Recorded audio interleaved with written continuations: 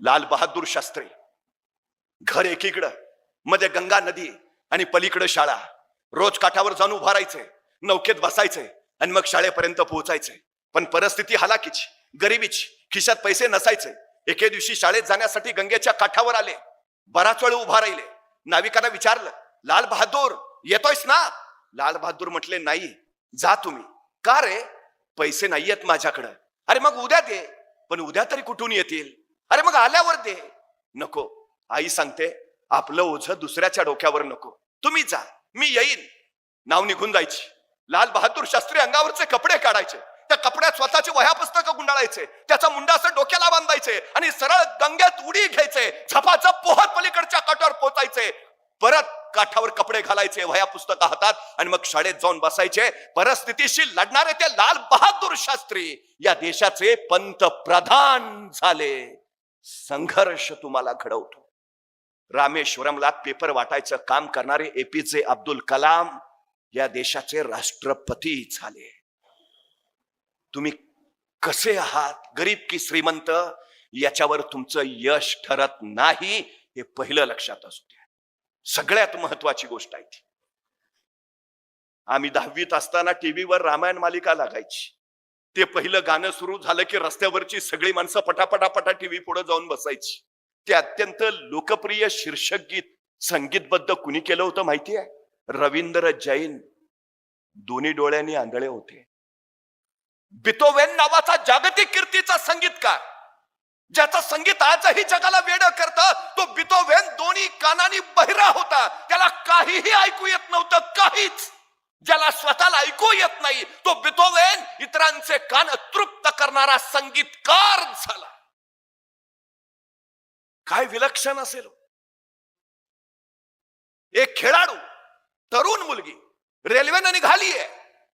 अचानक काही गुंडांची तिच्यावर नजर पडते.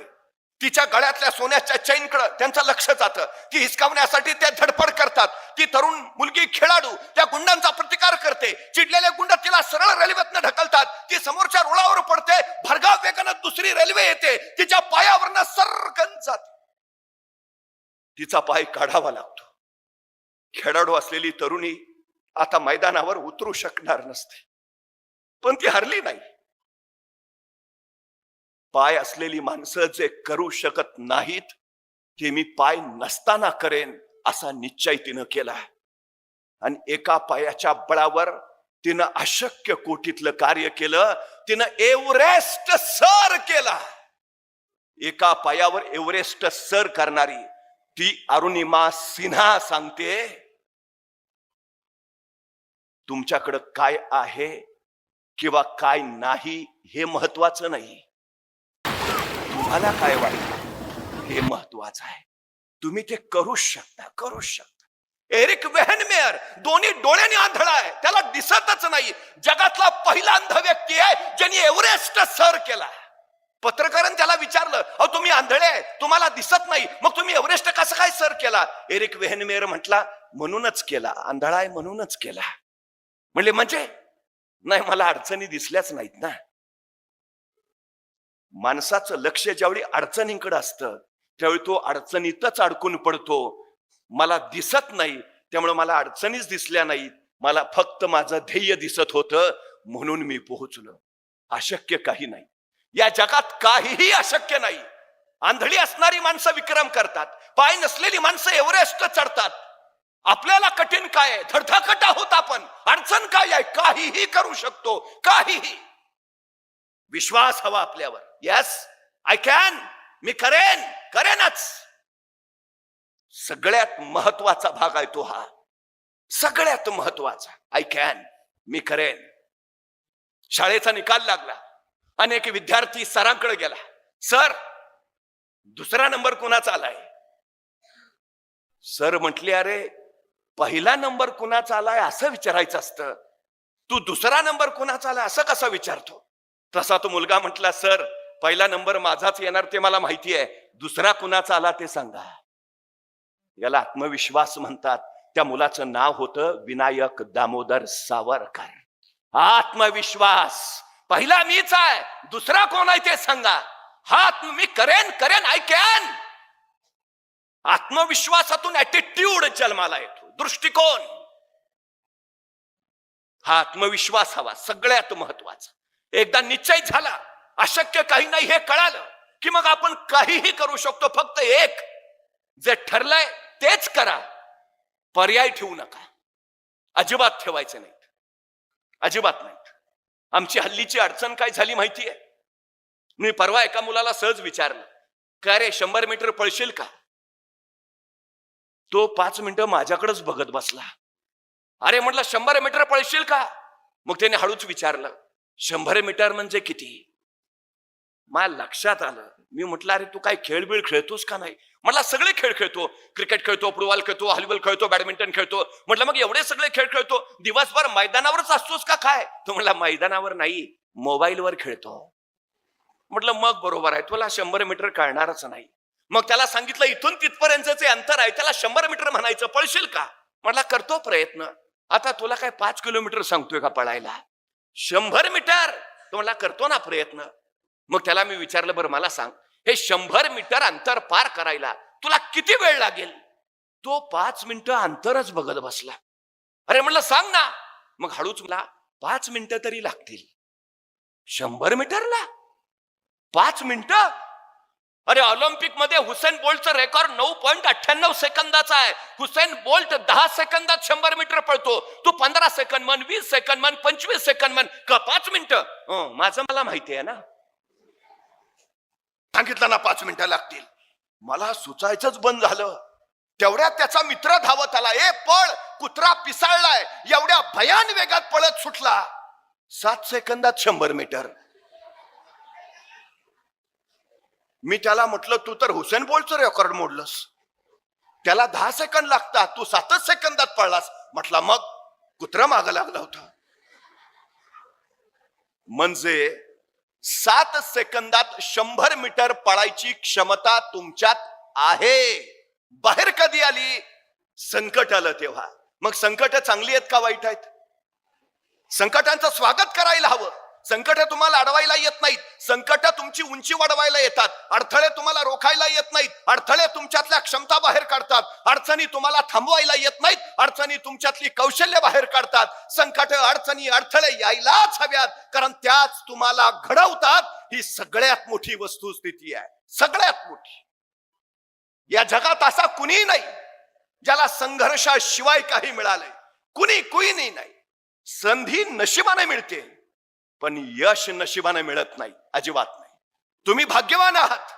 तुम्हाला असे आई वडील लाभलेत की जे तुम्हाला शिकवू इच्छितात, जे तुम्हाला काही बनवू इच्छितात. पण संधी नशिबाने मिळेल, यश नाही. त्यासाठी तुम्हाला संघर्षच करावा लागेल, त्यासाठी तुम्हाला कष्ट करावेच लागतील. ही सगळ्यात आणि सगळ्यात महत्वाची गोष्ट आहे. सगळ्यात. फिलिपाईन्स देशामध्ये रिहा बुलोज नावाची एक 11 वर्षाची मुलगी एके दिवशी शाळेतून घरी आली.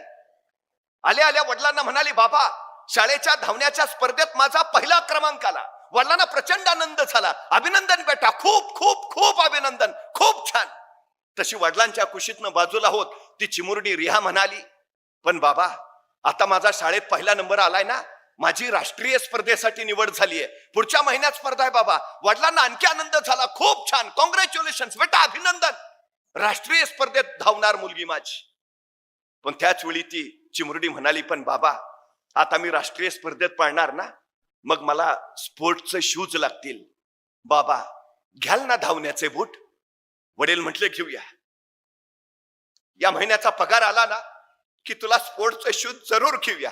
ती चिमुरडी आनंदाने उड्या मारत मारत सरावाला निघून गेली. दिवस गेले. आता राष्ट्रीय स्पर्धा 4 दिवसावर आली. त्या दिवशी ही रिहा वडिलांकडे गेली. बाबा स्पर्धा 4 दिवसावर आली आहे, तुम्ही स्पोर्ट्सचे शूज घेतो म्हणालात, घ्या ना बाबा. 2 दिवस तरी मला शूज घालून सराव करायला नको का? घ्या ना बाबा. कधी घेणार? पोरीचे बोल ऐकले आणि वडिलांच्या डोळ्यातनं खळ खळ खळ अश्रू खळायला लागले. आलेला हुंदका दाबत म्हणाले, बेटा घ्यायचे होते ग शूज तुला, पण या महिन्याचा पगारच नाही हातात आला. पैसे नाहीयेत बेटा माझ्याकडे, मला माफ कर. मी नाही घेऊ शकत बूट तुला. आपल्या वडिलांच्या डोळ्यातले अश्रू त्या चिमुरडीनं बघितले आणि स्वतःच्या अश्रू लपवत सरदिशी तिथून निघून गेली. मला शूज नाहीत, मी आता पळणारच नाही. मला बूट नाहीत ना, मी धावणारच नाही. असा नकारात्मक विचार तिनं केला नाही. मी पळेन, मी धावेन आणि मी जिंकेनही, या ध्येयानं ती स्पर्धेत उतरली. सगळे स्पर्धेतले स्पर्धक स्पोर्टचे कपडे घातलेले, स्पोर्टचे शूज घातलेले आणि त्यांच्या रांगेत उभा आहे ही अनवाणी पायाची 11 वर्षाची चिमुरडी रिहा. आता काही क्षणात स्पर्धेला सुरुवात होईल. सगळे स्पर्धक एका रांगेत उभा राहिले. प्रत्येकाच्या पायात स्पोर्टचे शूज. या रिहाचं लक्ष सगळ्यांच्या पायाकडे गेलं आणि नंतर स्वतःच्या पायाकडे. स्वतःचे अनवाणी पाय पाहून तिला काय वाटलं कुणास ठाऊक. ती सरकन बाजूला झाली आणि जखमेवर बांधायच्या पट्ट्या तिनं स्वतःच्या पायावर बुटासारख्या बांधल्या आणि त्याच्यावर लिहिलं NIKE, नाईके. जणू नाईकेचे शूज घालून ती उभा आहे. आणि बघता बघता स्पर्धेला सुरुवात झाली. स्पर्धक पळायला लागले. ही अनवाणी पायाची रिहा धावू लागली. पाय ठेचकाळत होते, रक्ताळत होते, वेदना होत होत्या, पण तिला फक्त ध्येय दिसत होतं. जिंकायचंय, जिंकायचंय, फक्त जिंकायचंय. बेभान पळत राहिली. 400 मीटर, 800 मीटर, 1500 मीटर या तिन्ही धावण्याच्या स्पर्धेत ती 11 वर्षाची चिमुरडी पहिली आली. तिनं 3 सुवर्ण पदक कमावली. ती चिमुरडी रिहा सांगते, परफॉर्मन्स बुटात नसतो, परफॉर्मन्स डोक्यात असतो. तुमच्या पायाला वेग बुटामुळे येत नाही, तुमच्या पायाला वेग तुमच्या उरातल्या जिद्दीमुळे येतो. मला जिंकायचं आहे ही विलक्षण जिद्द तुम्हाला जिंकूनच देते. या रिहाचा पराक्रम नाईके कंपनीला कळाला आणि या नाईके कंपनीनं जाहीर केलं, इथून पुढं या रिहाचा सगळा खर्च आमची कंपनी करेल. तुम्ही सुरुवात करा, सगळी सृष्टी तुमच्या पाठीशी उभा असते.